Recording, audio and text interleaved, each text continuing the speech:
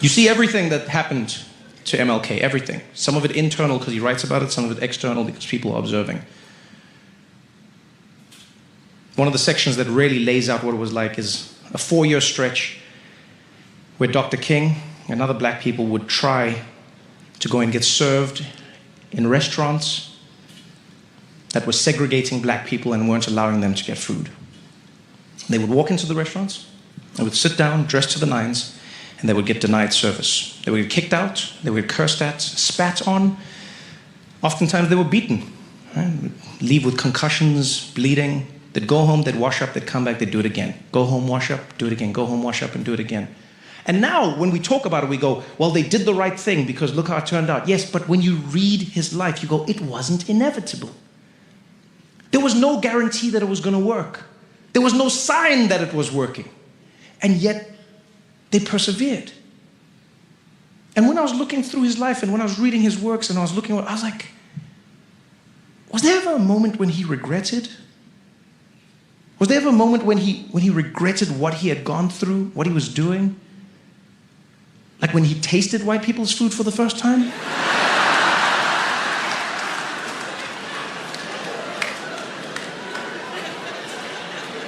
No, because you realize until that point it was theoretical, right? Black people had never been served in these establishments. They only wished to be served in these establishments. But they had never eaten there. Right? They would just sit down at the counter. And the owner would come and be like, God damn it! I told you I don't want your kind around here. Get out of here, boy! And be like, oh, my brother, I have a dream. I have a dream that one day, regardless of the color of our skin, all people will be allowed to sit here, our brothers and sisters, black and white alike, and America will come good on its promise that all men are created equal. I have a dream that one day, oh, shut up!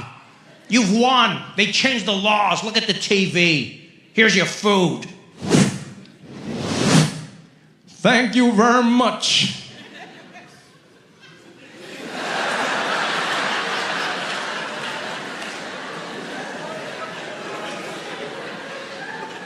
Oh, shit.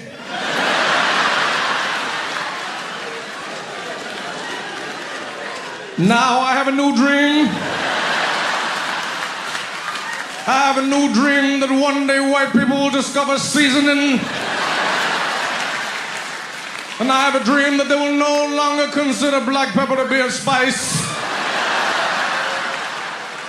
I have a dream that we will all come together to defeat the real white devil, mayonnaise.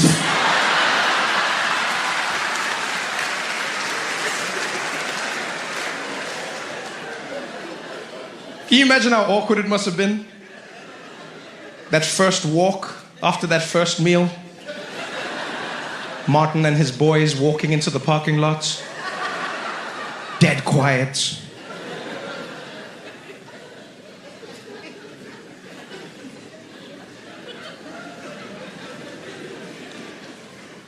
For this shit, Martin? For this shit, Martin? I'm so sorry, fellas, I didn't know. God damn it, Martin, you had them whipping our ass for this shit? Did you taste that food? I thought it was delicious. That's why I thought they were blocking us. I apologize, fellas. I'm so sorry, fellas. My bad. God damn it, Martin. That shit tastes like depression, man. Is this the shit we've been fighting for? I'm so sorry, everybody. I'll make it up to y'all. I'll buy everybody Popeyes on the way home.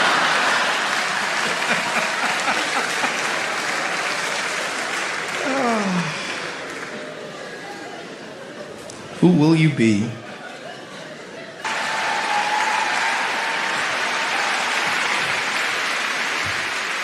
The French don't play that game. You guys have been so much fun tonight, Detroit. Thank you, man. Thank you so much. You know, proved me right. This is why you go to Detroit, you know? No, for real. It's like an amazing audience. Beautiful, diverse. And the city's been cool, too. We've been seeing a few things here and there. I had a fight with my friend, Dave. He directs these specials, and he said to me the one day, he's like, yo, dude, what are you doing during the day? And I was like, well, might go eat, might do something. He's like, dude, why don't we check out all the museums in Detroit? I was like, maybe one. And he's like, what do you mean one? I was like, yeah, well, I'm not all. What do you mean all? He's like, dude, have you been here before? You know how many amazing museums they got? I'm like, yes, but it's still a museum. I'll do like one, and that's it. Like, I don't have that much stamina. I can't do as many as you, right? And he's like, what do you mean you can't do as many as me? How do you know? I was like, dude, because you're white, like, you enjoy doing that. I was just joking. I was just teasing him. I just tease him. He got so offended so quickly, right? He's like, what did you say? I was like, no, because he's like, dude, white people don't like love museums. Like, what are you even talking about? Like museums aren't even in the top 5 things white people love, okay? He said it with such confidence and with such conviction. I was like, what is the top 5? Because what a strange phrase. He was like, that's not even in the top 5. Like, in his bedroom, he has a list on the wall of the top 10 things. It was amazing. I thought about it and I was like, no, it is. I stick with my decision. Museums would be. Because no, it's not even a bad thing. White people love museums.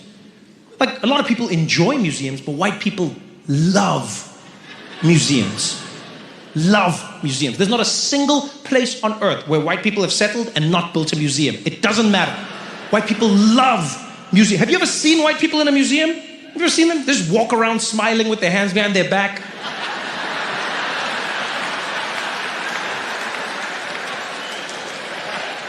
Yep, that was us. And that was us too. It's been a good run. White people love museums. What are you talking about? It would easily be in the top. I wouldn't put it at number 1, but it would be in the top 5. You know? Yeah, I thought about it. I was like, if I was to have a top 5 things white people love, I'd put museums at number 5. At number 4, I'd put swimming. Right? Because white people love swimming. And there's nothing wrong with that. Have you seen white people swim? Like, you look stunning. Stunning. Because whenever white people swim, you do that thing with your hair, you come out of the water just like... and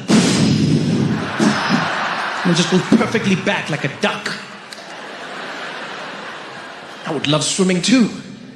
White people love swimming. White people love swimming so much that they made it that you can win more medals at the Olympics swimming than any other discipline. Yeah, that's how much white people love swimming. I realized this the one day. There was an argument going on about who the greatest Olympian of all time is. Right? And the final 2 was Michael Phelps and Usain Bolt. And then one of the arguments was, well, Michael Phelps is better because he has more medals. And I was like, yeah, because he cheated. Yeah, he won them swimming. I'm not saying Michael Phelps is not a great Olympian. I'm just saying you can't count the medals in the argument, right? Because in swimming, it's the only discipline where you win more medals for doing the same thing in a slightly less efficient manner. It makes no sense. Think about it. They'll be there. It's like 100-meter freestyle. Bam. The one silver lining of this whole situation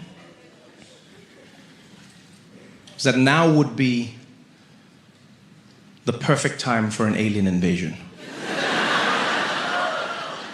There's no good time. I think we can all agree on that. But if I had to pick a time, I would say this is the best time. Yeah. Because if aliens invade, it's not going to be good for us. Right? We know we don't stand a chance. They can travel through space-time. Our weapons mean nothing. We're probably just going to annoy them with our guns. Pew, pew, pew, pew. You know, they're going to get here, and we've seen how it turns out, right? They fly in, they're going to blow everything up. We've watched Independence Day. We know how this happens, right? Yeah, and even if Will Smith helps, he can only slap like one at a time, you know?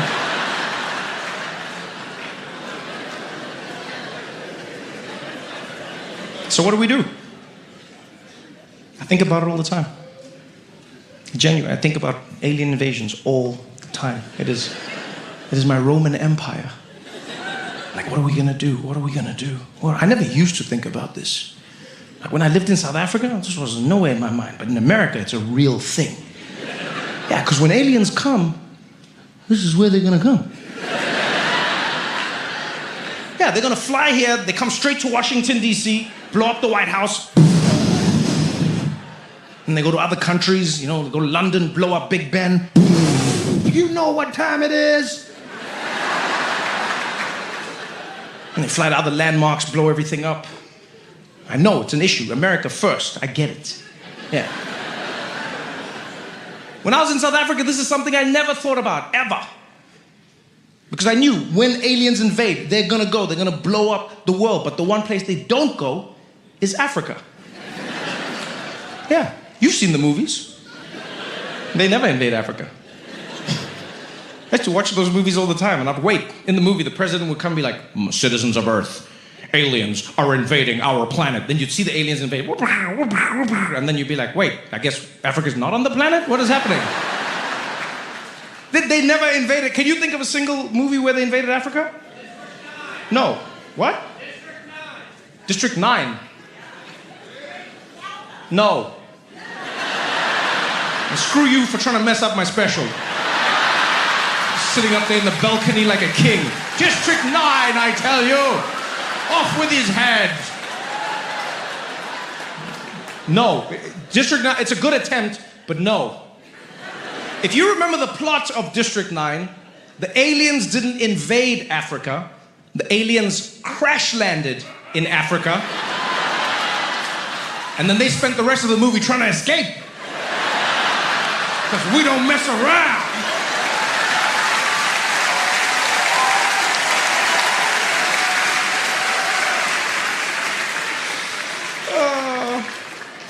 Hollywood is so messed up. And it's just like, what's the worst thing that could happen to aliens? What if they were trapped in Africa? Aliens never invade, man. They don't invade Africa. They just never did. I used to think it was because they felt bad for us. Yeah, because as a kid, I used to love watching those movies. I still love watching them now. But as a kid, I loved those movies. Anything with aliens, I was there. And my mom, she would give me she'd make me like a big bowl of popcorn at home, and we would sit on the couch together, and she'd watch all of those movies with me. Not, she hated them, but it said parental guidance, and she took that very seriously.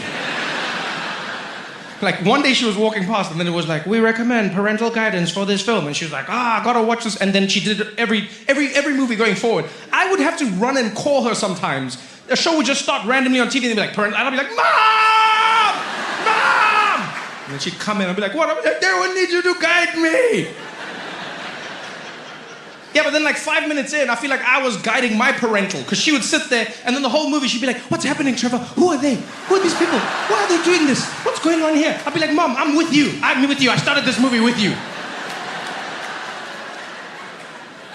So she would make me like a big bowl of popcorn, and we'd sit there, and then the movie would start, and the alien invasion, they'd be like, aliens are invading Earth. And the aliens would fly in, and you'd see them blowing everything up, and I'd be there with my popcorn like, first world problems.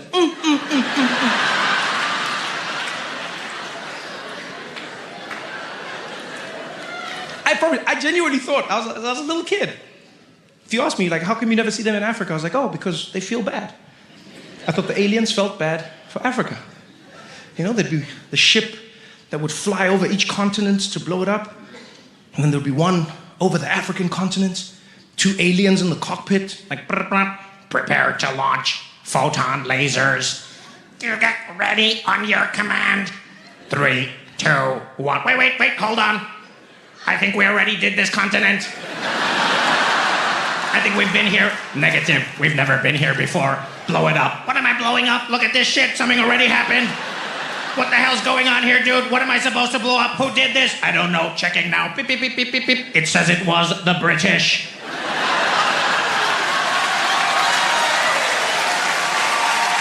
Yeah! Take that, Great Britain. Hashtag never forget.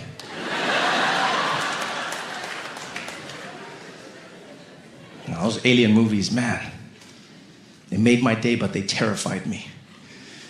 Because every time it didn't go well.